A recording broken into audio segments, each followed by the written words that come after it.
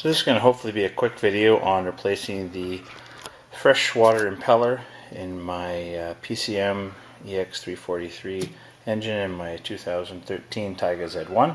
So this is the part. I got it from the dealer. I think it was around $50.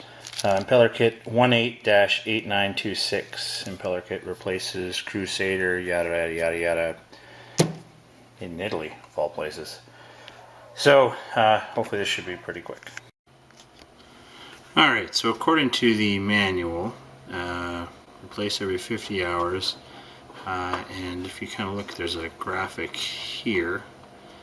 So the water pump is the one down here, and the tensioner is here. So we have to remove the serpentine belt first, and then you can line up these little holes with where the bolts are. Of course, all of this is done pretty much where you can't see upside down in the back of a boat, so I don't know why they designed these things this way, but nonetheless, that's what we're up against. So I'll try and get some video of what that actually looks like. Alright, so step one is to release this tensioner. I was using a crescent wrench. That. Pull that belt off. Probably never be able to get that back. Alright, that's what we do. Now, there's those holes there. Just line those up. There.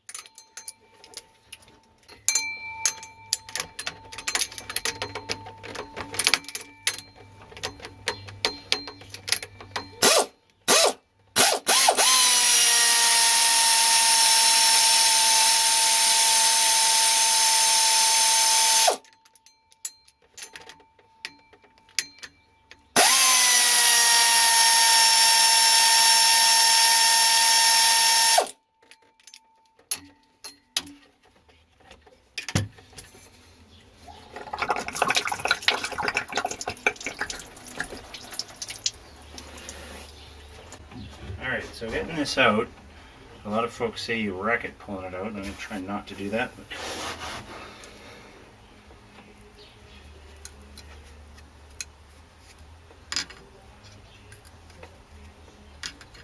come on.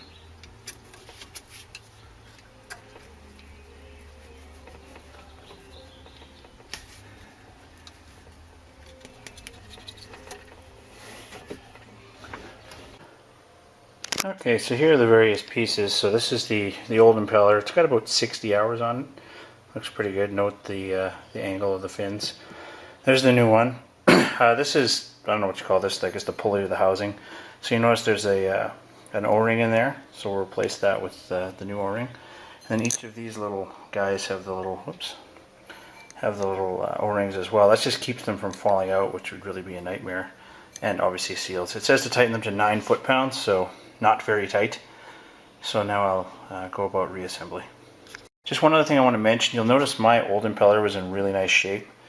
If your new impeller, or if your old impeller is not in good shape, if there's pieces of it missing that didn't occur when you removed it, it's a good idea to actually check downstream of the water system to see if there's any chunks of impeller stuck in there. My boat, I've owned it since new, and I'm aware that all the impellers have been fine, so I'm not worried about that. But if you had that situation, or you're not sure on the history of your boat and you're having an overheating problem, you might want to check that out, because it could just be a blockage somewhere down the way. I'm going to lube this thing up. I'm going to keep it as a backup because it's in really good shape, because that would really ruin a nice vacation. So let's go and put it back in. Just for reference, we're kind of working like this down in there. So it's not exactly the easiest place to work. So I'm just kind of reaching down there with my arms. You could climb in the side, I guess, if you want, but I think that would be more difficult.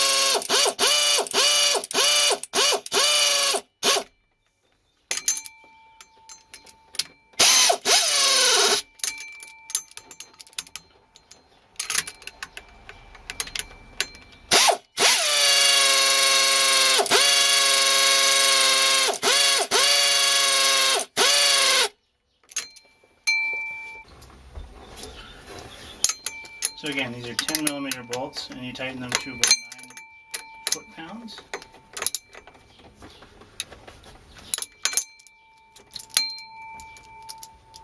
Got some wire in the way, that's terrific.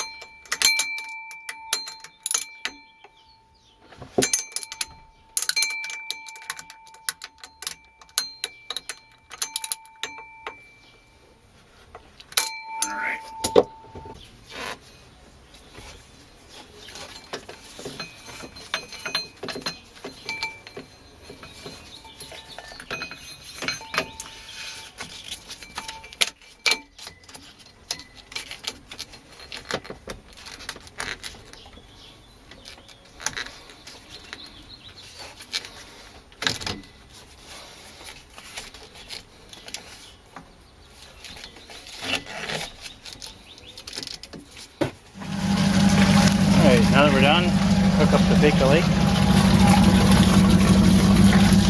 The water is still coming out.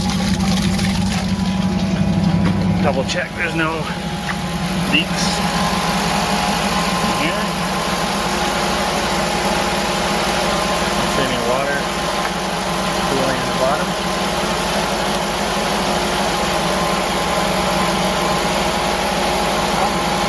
Okay. I reroute that stupid wire. Okay. That's how to change your impeller.